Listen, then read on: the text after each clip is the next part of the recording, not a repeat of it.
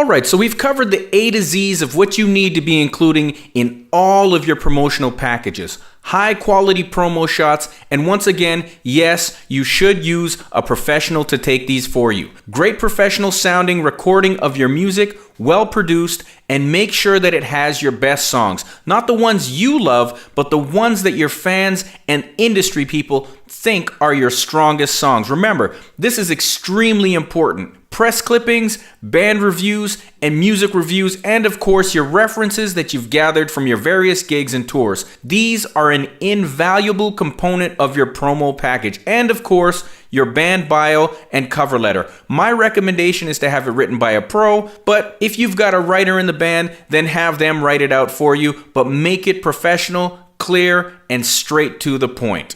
Okay, so you've done all the legwork, putting all the important components together for your promotional packages. You spent money on professional photographers and writers for your bio. So what do you do now? Well, now it's time to put it all together. Once you've got a list of the media, the clubs, the venues, and any industry execs that you want to approach and contact, it's time to determine what needs to be included for each point of contact. For instance, if you're putting together a promo package for a club or a venue, you're going to want to include additional posters and flyers that the club will be able to use when promoting your gig. Of course, you'll obviously include your CD and your bio and photos and the rest of the main components of your package, but in some situations, some of your package components aren't necessary. You're going to have to use common sense to determine what needs to be sent to whom and at what time, but in general, it's always a good bet that everyone is going to want to know about you, which is your bio, and see what you look like, which is your photos,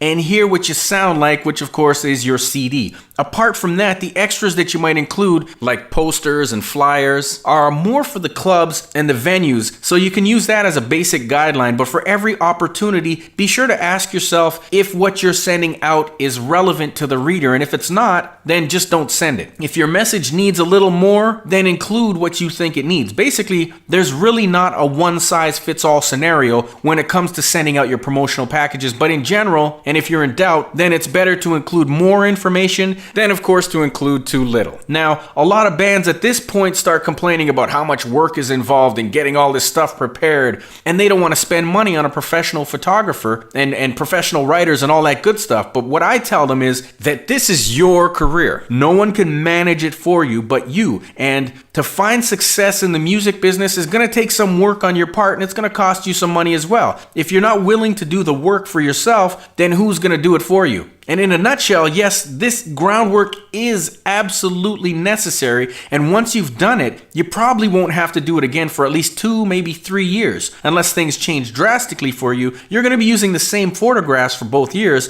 And as for your bio, the only thing that'll need tweaking is what you're sending it out for, whether it's a new CD or a tour or whatever. But basically, once this work has been done, then it's been done, and at the most, you'll only have to make some very minor adjustments from time to time. Okay, so check this out. I'll bet this will be a real shocker for you. Clubs rarely expect band professionalism. There's a couple of things this should tell you. One, most bands aren't very respected in the club and venue circuit. And two, you can easily dispel this myth. So why don't clubs expect you to be very professional? Well, to put it bluntly, because most bands aren't very professional at all. They show up late, they're unprepared, they don't help much with any of the promotions, and they expect the club to be filled on their behalf without any sweat or hard work from their end. Now put yourself in the shoes of the club owner. What would you like to see from the bands that play in your club? We already know that clubs and venues are in the game to make money. I'm going to assume that this is what you want from your music career, or you probably wouldn't even be watching this right now and joining us in this mass music exposure course. And knowing this, I'm also going to assume that you want to be different and you want to make a difference in your pocketbook and the amount of money you make and your music career. So how can you do it?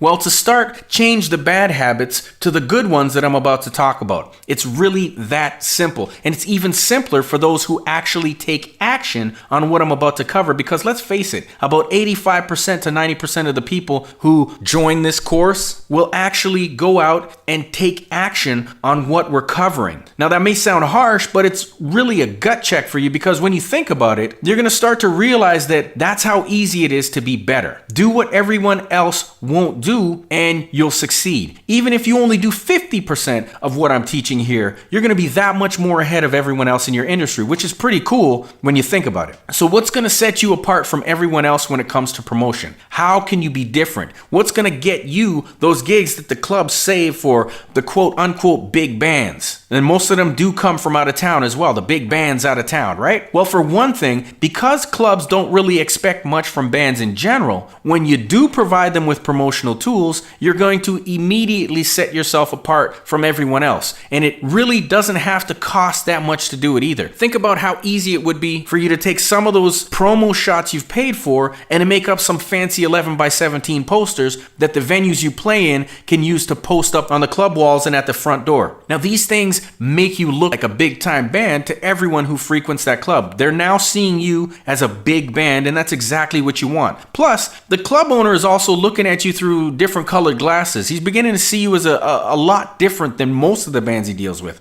He'll now begin to understand why he's paying more to have you play in his club. And having these 11x17 posters made up is really, really simple. You can take your high-res photos, head on over to a site like upprinting.com, UPRINTING.com, and have 100 4-color 11x17 posters printed out on 100-pound stock paper for under $100. But the price shouldn't really matter. You see, by providing these posters to clubs, you immediately set yourself apart. You change the perception of your band, and you move yourself into the professional music industry. You're no longer a garage band. Now you can ask for more money, and due to the perception of professionalism and the persona of being in the big time, you'll command a higher dollar value. Now it's going to take more than just the posters to do it, but having these will help your cause in such a big way that the $100 that you spend on them is going to come back to you for many years to come. So get the posters, make sure you get matching flyers and offer those to the club owners as well, so we can have his workers out promoting on the street, and offer a few of your CDs for him to use as promotional giveaways for his radio promotion if he does that. Anything you can do to make his promotions bigger and better is only going to help your cause, so a few CDs and some fancy flyers and posters are a sure way to make this happen. And again, I can't stress how important the media is to your career. Whether it's an online blog or a local newspaper, the radio, or whatever you can get yourself into, it's really going to help your momentum. So this is an area that you need to start focusing on in a big way. You'll notice that as soon as most of the big bands have an album release, you begin to see a barrage of media plugs for their band happen all at once. And this is no accident. Of course, they have much bigger budgets than you may have at this point in time, but that's no excuse, because if played correctly, you can get a lot of media attention for yourself for very little to no cost at all if you plan out your attack wisely. Now, the media loves human interest stories, so the fact that you've got a CD release party at the local club, again, isn't going to cut it, right? But let's say that you not only have a CD release party, but that the first 200 CDs sold of your latest release, proceeds are going to be donated to the local charity, and the band is going to personally sign each one. It's going to start to bring some attention to your band now. So take that a little further and plan a band meet and greet in front of the charity's headquarters and give away signed posters to the first 100 people that stop by and donate to the cause. And you're really going to make something that's going to make a big splash. Now think about it. Don't you think that's something that the newspapers, the radio, and possibly even the local television stations might think about jumping on, especially if they get contacted by the charity you're plugging? Charities generally have an in with the media, and if you make good with them, they're going to make good with you, and you can get an inside route to the local media in a big way. Now, once you meet them, make sure you stay in touch regularly, so the next time you're in town or you're promoting your next big thing, you're going to have someone specific who you can reach out to and maybe get yourself an interview or something. My point is, you don't always have to pay the media directly to get some good press. Sure, the 100 signed posters might cost you $100, but the plugs you're going to get on the radio and in the local newspapers is going to more than make up for what you put out. I mean, one spot on the radio can run you from $500 to $1,000 in some places. So be smart and spend wisely, and you'll see some big returns for your time. Not only that, just imagine how much love you're going to get from the club owner if you happen to mention to the media the fact that you'll be playing in their establishment for your CD release party.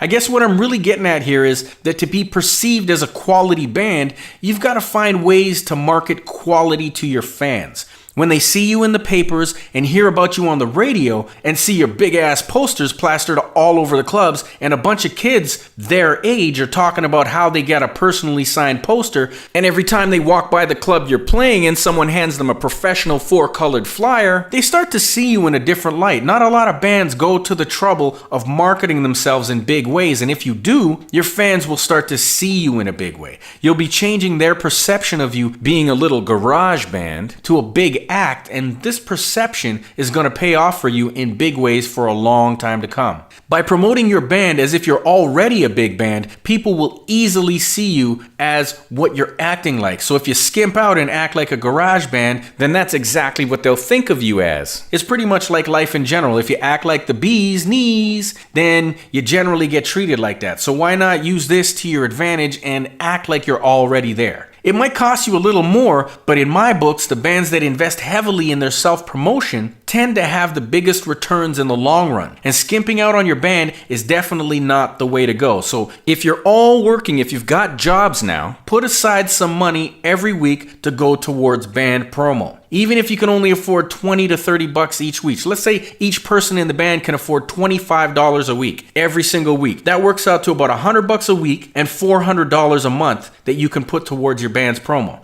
Do that for 6 months, and I guarantee you're going to start seeing those high-end gigs start coming your way.